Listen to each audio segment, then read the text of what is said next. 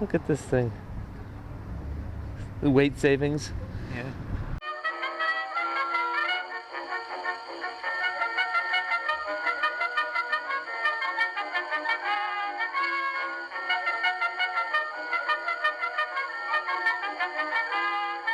Hey everybody, it's Dick here. Today I'm riding Radar's 2017 Ducati Monster 1200. With the dawn of the new 2022 Ducati Monster, which could arguably be coined as the death of the Ducati Monster, as it abandons the quintessential Trellis frame, I ride the last of the Trellis Ducati Monsters at my friend Radar's insistence. I have owned a Ducati Monster in the past, and vowed never to own another Ducati again. Let's see if this ride changes my mind. The Ducati Monster 1200 is an 1198cc 4-valve liquid-cooled twin-spark L-twin engine. It has a quintessentially steel trellis frame, seat height of 795 millimeters. It weighs 213 kilograms, fuel capacity of 16.5 liters. The front suspension is a 43 millimeter Kayaba fully adjustable USD fork. The rear suspension is a progressive linkage Sachs fully adjustable monoshock with an aluminum single-sided swing arm. Front brake is a dual 320 millimeter semi-floating discs on Brembo monoblock M4.32 calipers, four-piston radial pump with Bosch cornering ABS. The rear brake is 245mm disc, two-piston caliper, also with Bosch cornering ABS. It has a claimed 150 brake horsepower and a max torque of 92 foot-pounds. Unlike my old Ducati Monster, it has a buttload of modes and adjustments and electronics, which seems to fly in the face of the simple, naked bike that Ducati once touted the Monster as. I'll probably ignore most of that crap on my ride, but let's see how it goes. Hey everybody, it's Dick here, heading down to see my friend Radar at Lumi's Motorcycle Cafe. He's been begging me to try his Ducati Monster 1200 since he got it after he traded his much-loved Yamaha XSR 900 in. I've been reluctant to try the Ducati, mostly because of my, I wouldn't say, I don't know, I had a Monster, I forget what it was, 900 something, 996, 2009 Ducati Monster 996. It was not my favorite motorcycle. It was beautiful to look at, and it got a lot of looks, and you felt really mean riding it, but it was very brutal. You were resting on your hands the whole time. Your ass was in the air. It was loud as hell because I put on these carbon exhausts, and I got it pre-owned. I was the third owner. I bought it for what I thought was a steal. It was about 3,900 pounds, I think. It didn't have a lot of miles on it. I forget how many miles, but definitely under 10,000 miles on it. It was probably 5 or 6 years old when I got it. The guy I bought it from was a mechanic at Metropolis. And Metropolis, when it was open in London, was still selling Ducatis. When I bought it from him, I insisted that he put the scheduled service on it, which included changing the belts that run the engine. And he let me watch him do it, but it was a pain in the ass. It took a long time. I think I was waiting around like 3 hours for them to do it.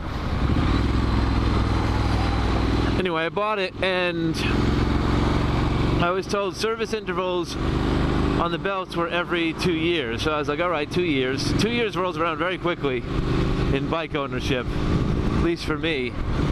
And when I made an appointment to get the service done, I was shocked at how much service cost on my Ducati. I bought it for, like I said, just over 3,500, maybe 36. I don't think it was 39 what I originally thought. 2,400 pounds for this service on the then 6-year-old Ducati Monster. It was nearly what I bought it for. And I think as I was looking around online, the used ones were going for about 3,000 and a bit. So I think unless you really love the Ducatis that are coming up used are coming on right when they need service to avoid that service hit. Because unless you're in love with a motorcycle, you're not paying. I mean, I hear people complaining about service on the Triumphs, which are about $250 for the scheduled service. So I can't imagine. I think now Radar was telling me that the service intervals have been extended on everything except for the scramblers, which are still around 2 years, to about 4 or 5 years. But still, when you go to, you know, even if you're extending it over a couple of years, when you go to put your card down to pay, that still stings, man. It's still a lot of money. So I was kind of soured to Ducati ownership. Radar is one of those Ducati fanboys who will put up with a lot. And I say he'll put up with a lot because even with this new bike, he's put up with a lot. He brought it in for service, and one of the dealerships, I think it was a Triumph dealership, dropped it. And it broke a little tab that holds on the radiator. And I don't know the circumstances of why the dealership didn't pay for it, whether he didn't notice it beforehand or they didn't take responsibility. But he went to find a new radiator, and Ducati sells the entire cooling system as one unit. You have to buy the fins, the fan, the hoses, and the radiator. And it's about 900 pounds for a replacement. He found one in the States for about 500 that said it was mint condition. And when he got it in the mail, it had scuffs all over the cooling fins, the fairings on the sides, and the same fucking tab was broken off. So, you know, it's a ridiculous prospect for that kind of money. Also, to get heated grips installed, I think it was something like 400 or 500 pounds to get factory heated grips installed. They're not cheap getting into new, but they're about as expensive as their competitors' bikes. But then when you want to do anything to them, that's where it gets expensive. Scheduled service, accessories, replacement parts, that's where you realize how expensive Ducatis are. And unfortunately, Radar dropped his, as you do sometimes. I think he was coming out of a gas station or a parking lot pretty slowly, and it just kind of happened. And that's how dropping a bike happens. You don't intend to drop a bike, and there's no kind of warning to dropping a bike. But Ducati has the little breakaway score marks on the brake lever, and that's snapped as designed. You can't just buy a replacement lever, you got to buy the whole hydraulic unit, and it's just a very costly mistake. Now, when I scuff up my bike, unless it's a functional issue, I generally live with my mistakes. It's scuffed foot peg, scuffed bar end, mirror, etc. For some reason, I'm insistent on replacing all of the scuffed parts, maybe because the Ducati is a bit of a show queen. I think the foot peg was like 80 quid. It's just a kick in the balls, if you ask me.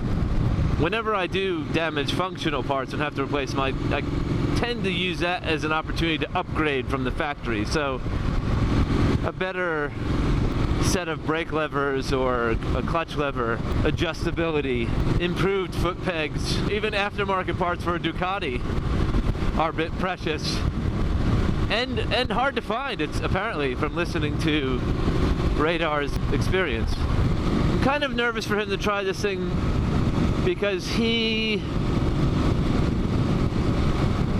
really rides his bikes. I think that's a nice way of saying it. He thrashes his bikes. He's, I think, mostly on the edge of redline in most gears. He smokes me whenever we go out for a ride, and I think it's going to be kind of funny because I'm going to be on a 150 plus horsepower Ducati, and he's going to be on a what, 80? No, maybe 79. I don't even think this is 80. If it's in the 80s, it's not over 85 horsepower. And I know he's gonna fucking thrash me and leave me behind riding this thing while I'm riding his very, very, very high powered, almost twice the power of this thing. And I'm not so worried. I don't really mind him leaving me in the dust, because I know I'm not that kind of rider. I know I don't ride to the extreme. I don't ride to the envelope of what a bike can do.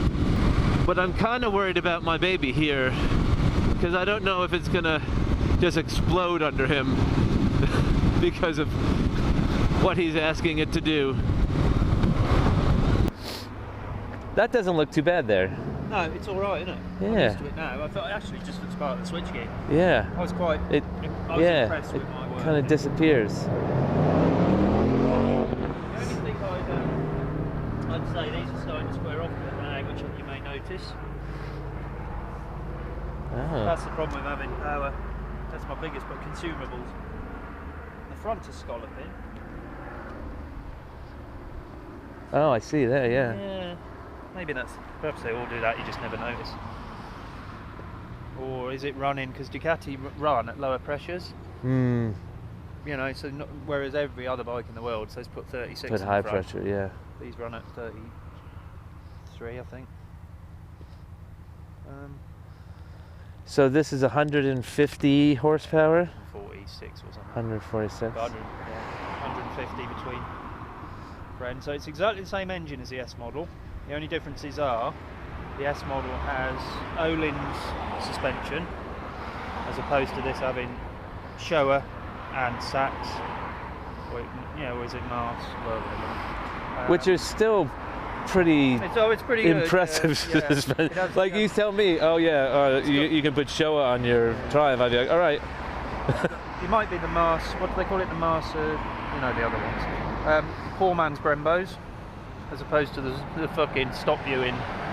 Wait, so they're poor man's because they're what, two-piston or no, four-piston? I don't know, the monoblocks, are these the monoblocks or the others? The others are floating or something? Yeah, just the okay, thing. sure. And you get different wheels, just slightly different shaped wheels. But this, so it's brakes and suspension. Brake, suspension, and quick shifter, but this has the quick shifter put on it. So you can buy the poor man's one. And still do it, yeah. I mean, it's cheaper to buy the S model. Yeah. If you, would you want? What's that? Oil cooler down there? Yeah, that's the oil cooler. It catches a lot of shit, doesn't it? Yeah. I mean, this is annoying. You see how it tarnishes. Oh, I see. Yeah. Yeah, and they all seem to. That's the Sachs shop. They all seem to do that though. Yeah. You know, no matter how much ACF 50 I put on it, and around the. And is that the stock exhaust? No, that's the aftermarket one. But that is legal. That's got a cat in it. Okay. Which is why Oh, it's got the cat there. Yeah. All right. So I would say it's roughened the fueling a little. Okay. But not greatly. It's not quite as smooth as stock, but it's not bad, you know. Sure. It's not like, you know, sometimes so where does the cat live on the stock exhaust? Underneath the frame? No, or? it's this big twin. Oh, okay, alright. Yeah, it's a big old red basket, the stock one. But it's still off the side. Yeah, I mean, you won't look at that. I haven't had time to fix it yet. Oh my gosh. That's the extent of the damage there? Yeah. Yeah. There, all ground down for you. Okay, thank you. Yeah, nice. So I got a ready-made shorty there. Yeah. And that, I think, was the. And this didn't get nabbed. Well, no. because the handlebar kept away. Thankfully, being the new one. Yeah. Or the reconditioned one. So, I mean, all in all, I was expecting, you know, some scarring. It wasn't bad. It was a complete... Unless you pointed those things out to me, I wouldn't have noticed. No, it's, you know, don't ride angry, don't ride tired. Yeah. And I was fatigued, my bloods have gone. Yeah. And just leaving 35 years, I don't ever remember dropping a motorbike. Yeah, yeah. My last off was 22 years ago. And just leaving a car park, stall, stall and then wait. And it was just like, oh, fucking hell, I've stalled, I'm falling over. I just didn't react. Yeah. Just like that. And of course it was the bike's fault. You got out easy. Shitty Ducati. Yeah, fucking Ducatis. With an XSR, it wouldn't have stalled. Nope. Nope. If you had the stock exhaust on, it wouldn't have stalled. I'll tell you, the quick shifter on this is far better than the one, say, on the Honda. You know, on the Honda, you had to have it above 6,000. Yeah. Is this like the Kawasaki? It was like $3,000? Whenever, really. Whenever, yeah, okay. I mean, but the basic rule is throttle roll open on, yeah. for up, Okay. throttle off for down. Okay. And but between first and second, that's harsh either way. Just Sure. Don't bother. Yeah, don't quick shift. Yeah. If you go into six, which is you might do just to see what it's like to cruise, but you can get a false neutral between fifth and sixth unless you're quite positive. Okay. All right. But that's just to get this off. Yeah. But that's like Ducati. So wait, false neutral between with the fifth quick and sixth. shifter. Yeah. Oh, okay. That's just I don't think they're the most sophisticated quick shifters. No, I don't think quick shifters are very sophisticated at all. But I bought a new one the other day, and it was £209, which, you know, is expensive. But the Pazzo levers are costing me £198 for fuck's sake. So, I know, right? You know, I'm surprised. I'm always surprised why they can't just pull that bolt out and sell you that. well, they are. It's 80 odd quid. Oh. So the point is, if you're paying 80 or £100 for that, yeah, buy the better levers. yeah, or for 115 you can buy the Evotech ones. But should I just go all in and buy Pazzo ones? Yeah, because I honestly think I'll only swap this for another one, albeit newer. Yeah. Because it's almost perfect for this one. Almost. So what is this? Is this so you can lift up the tank? Yeah, that's from the old. Remember the old M900 from '93? Yeah. You'd pull the clip off, and then the tank would. But it does. It's not on a hinge. Is it on a hinge? I think it might be. Just like the old. Remember the old Monster used to hinge up. Well, mine was when they put on the cowl and the bolts, so you couldn't actually hinge the stupid thing up, which makes this more attractive. Yeah. But it's still more attractive prospect of getting under that stupid tank. I mean, it's not without. There's a USB under there. Perfect spot for it. Yeah. So I have to run my cable. Yeah. Annoyingly, that's the. You see where I've had to do my heated gear out of that. Oh, all right. Battery lives. Okay. Oh, well, that's a better spot for the battery than. Oh, you think? Because above it is the. I don't know what you want to call the fuse type fuse. Sure. Okay. So it has to drop out underneath. Oh no. But you have to sort of put it on at the top. You can't put anything on and put it up. And put it up. It's oh my. really Okay. faffage. Yeah. So it's as faffage as under the faux tank. Leave it there. Right. I'll show you the mode. So what you'll do. Just turn it on.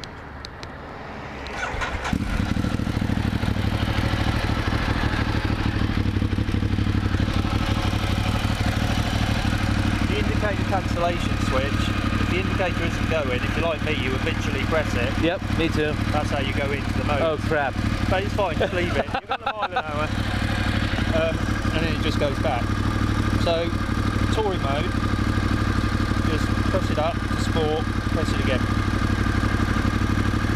You can do it on the fly, but you have to be not on the brakes and throttle off. Throttle off. So in, touring. Hold it. I mean, the fueling is so good on this, you can go into, you want to go straight in sport if you like. Okay. Would you rather go in sport or do you want to go in touring first? Let's try sport and I can always back off if it scares me. And what's urban? It's just kind of... Oh, no, that retards the brake horsepower to about 100. Oh, okay.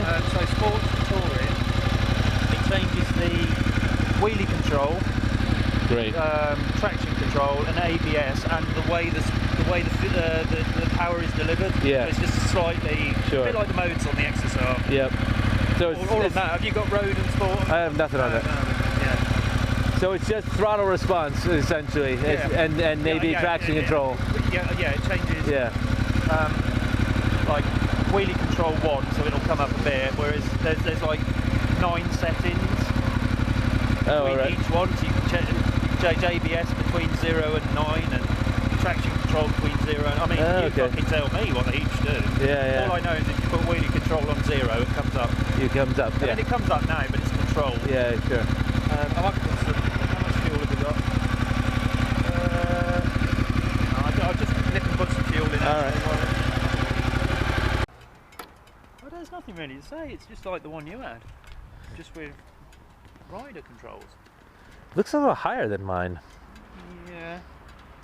I also didn't have the single side swing arm. It had that scope, that cupped, and it was kind of...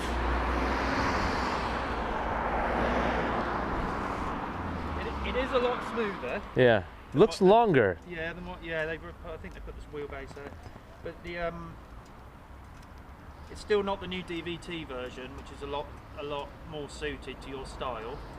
Let me put it that way, your short shifting style. So we'll get on to the CRF later. But so yeah, don't. Well, look, it's going to lag, you know. Yeah. I wouldn't go into 60 till I'm doing 60 or... Okay. I'll probably be there quickly. Don't be shy, you know. Sure. It's just...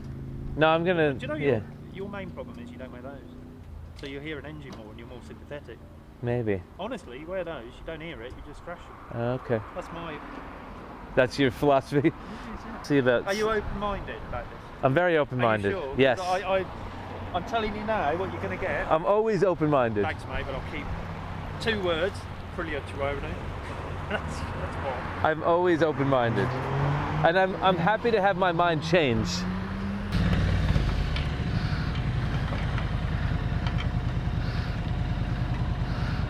Got so many keys here.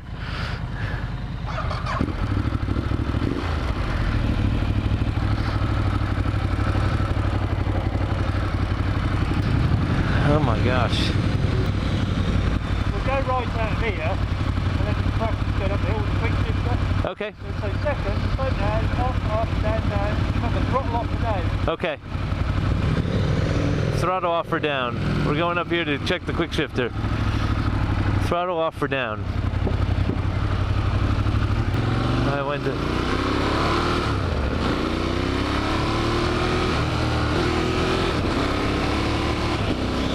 Holy crap! Holy shit! How do I turn off the indicator?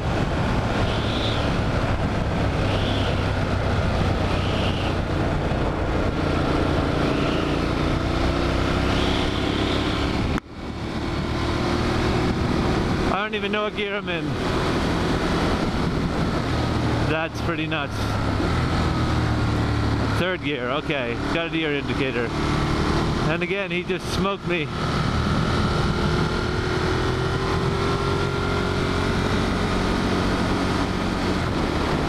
Fourth gear.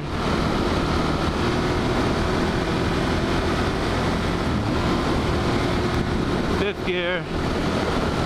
Roll off. 4th gear. That quick shifter is pretty ingenious.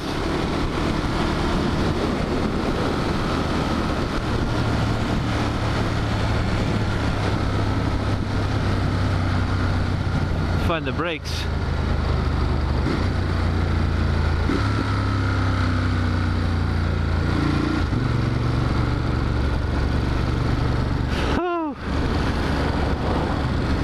I always forget how brutal Ducati Monsters are. If you like that video and you want to see more like them, hit like share, and subscribe.